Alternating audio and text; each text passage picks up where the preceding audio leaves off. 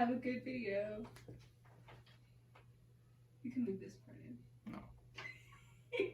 Hi everybody, Adam here. So, of course, I have just gotten my second vaccination shot and I am not feeling great. Of course, I recommend that you all get your shots as well. But today I wanted to talk about a topic that really came up kind of recently. I tell people a lot that I make content in large part based on questions that I get from clients and arguments that I have with people on the internet, because those tend to be two very good sources for material. So recently I had a client ask me what basically tend to be the biggest mistakes that people make when it comes to starting a fitness program, really getting in shape for the first time. So an important thing is that having worked in the fitness industry now for 10 years, you kind of start to develop a sixth sense or a kind of sense of gut feeling about basically which kinds of clients are going to succeed and which kinds of clients are going to fail. And that comes in large part due to basically just your initial conversations with them. You can get kind of a sense where basically you can tell the vibes of a person. You can tell basically just okay, is this person likely to succeed or likely to fail based on just kind of the way that they are talking about their fitness and their health and kind of what they're willing to do in order to actually accomplish their goals. I've also seen plenty of clients who came into the process not really realizing that they didn't quite have the energy or the dedication to accomplish the kinds of goals that they wanted, and then later on realized that they actually wanted something different entirely. So they ended up pivoting or changing their goals midway through the process, and they became a lot more successful as a result. So for example, I've had a client in the past who wanted to lose weight when he initially came to me.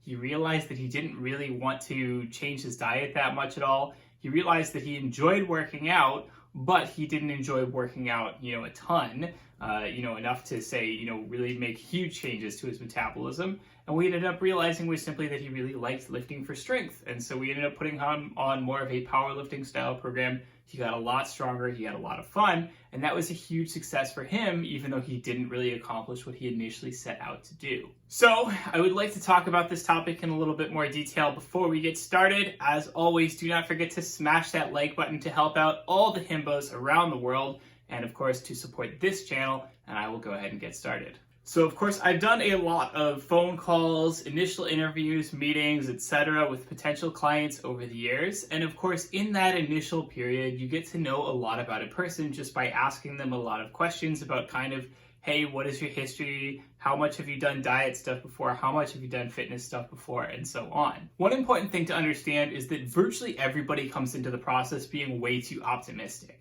This isn't me dunking on people. This is just kind of human nature. This is a very normal thing.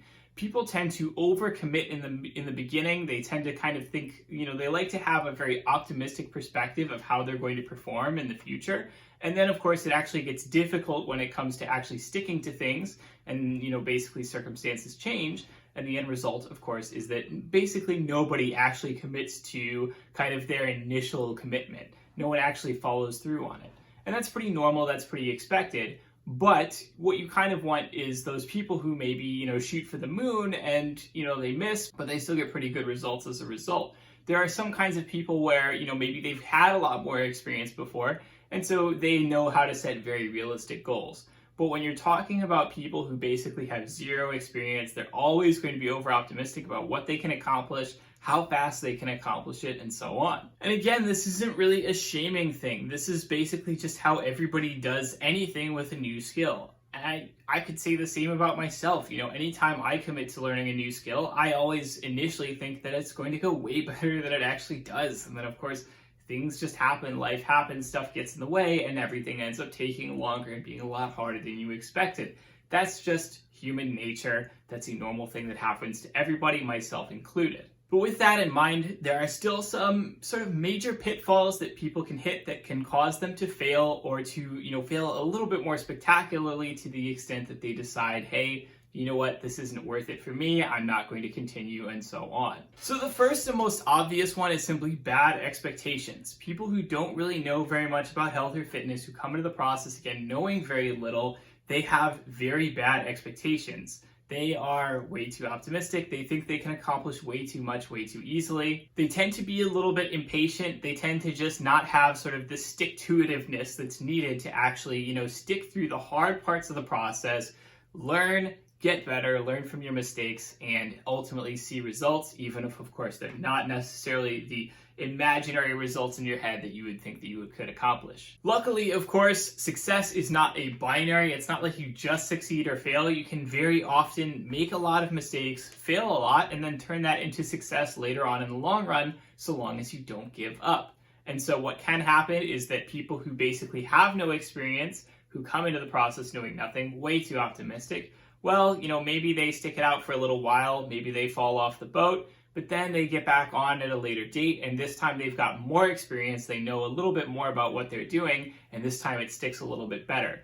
And so, we obviously don't want to, valorize a process where people are just kind of yo-yoing back and forth, but at the same time, it can be sort of a valuable base stage for just learning new things and then using that experience to improve upon in the future. Another problem I see with a lot of clients is basically just they're not really willing to make the necessary changes needed to actually make the kinds of changes in their body or in their level of fitness that they are looking for. This happens more often with diet, I think, because fitness is something where, hey, you can go into the gym, it's a few hours a week, it's a very discrete, sort of sectioned off, boxed off, phase of your time that you can dedicate to, and that's it. And the problem with diet is that diet is all-encompassing. It's a huge, huge part of your personal identity. It's a really core part of your habits and who you are. And so it can be a lot harder to change diet because it's not just, 2 hours every other day or something like that. It is basically your whole day all the time because eating is, again, such a fundamental part of your being. At the same time, it still does happen with training. I get all kinds of people who overcommit in terms of how much they can actually train. I will say that basically, I tell my clients, hey, pick a realistic number of days for me to write a program for you for. And sometimes what happens is that people overcommit. Sometimes people say, oh, I can do 5 days when really they can only manage 3 or 4 at a time. I have so many, this is a problem particularly I would say with young male clients who basically will say things like, oh, I can train 6-7 days a week. I can train every day of the week. It's fine. And I'm kind of like, okay, no one actually sticks to this, but all right, I'll write you a program. And then, of course, naturally what ends up happening is that I write them a program for 7 days a week, and they really only do 4 or 5, because at the end of the day, everyone needs days off, everyone needs rest days, and you simply cannot be 100% all the time. Life always gets in the way. So it does happen with training as well. People tend to overcommit in terms of how much they think they can work out, and then realistically, they often end up doing actually fewer days than they think that they can. Sometimes this is also related to things where people have kind of blockers on stuff that they don't want to do because they're not really willing to try new things. Another related issue is simply people who think that they know everything, or people who think that they know better than you as a coach. This is such a really weird one to me as a coach because it's like, why would somebody come and pay me to kind of do this for them if they feel like they know better than me? Obviously, they don't know better than me or they wouldn't be in this situation. Yet at the same time, you sometimes get these people who are just kind of overconfident in their own abilities. They always want to go off plan. They always kind of want to do their own thing. And so they're never really quite sticking to the plan that you give them. And that's sometimes okay if they're basically doing similar work, or if it's just like, hey, I want to do like a slightly different bicep curl because I got bored or whatever the case is. It is important to recognize that, hey, that may be a shortcoming on my end.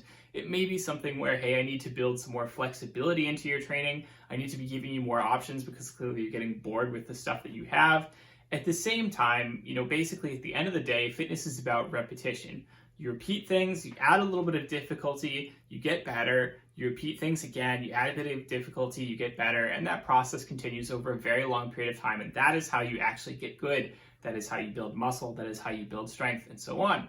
However, when somebody is constantly changing everything up, when they are constantly doing all kinds of different exercises, there are ways to do that that are productive, but very often people don't do that. Very often people can't do that by feel alone. And of course, again, they are coming to me as a coach to manage that for them. And I am trying to give them, again, the right, progressions. I'm trying to give them the right sense of the kind of stuff they need to be doing over time.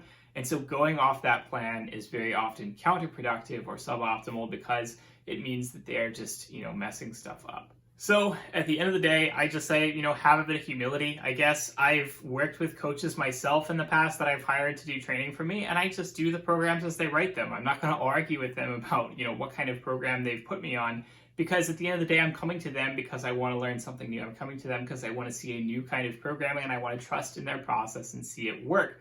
And, it takes time. It's not an overnight thing. It's not an instant thing.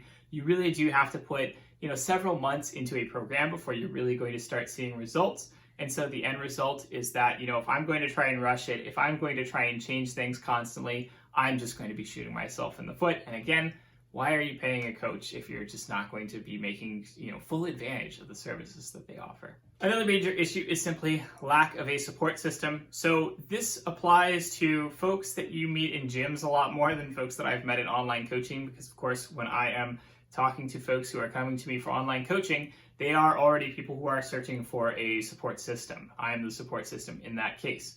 However, there is typically a very specific path, and this happens with basically everybody who comes into a gym who doesn't really know anything about working out. This is a thing that gyms know about and a thing that gyms profit from, because of course, they don't necessarily have an incentive for keeping people stuck to the gym forever. They just like to get new memberships. They like to get new people in the door, and that's how they make money.